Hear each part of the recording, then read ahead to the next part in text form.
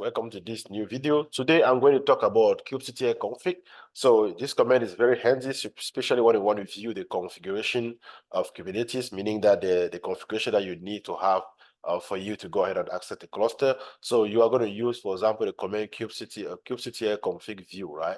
If you type kubectl, K stands for kubectl because I said that earlier, kubectl config view.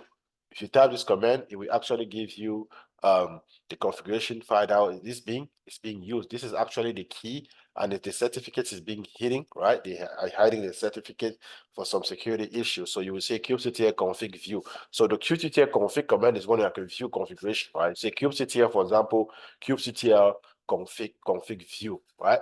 I hope you guys like the video. I'll see you guys on the next video. Thank you.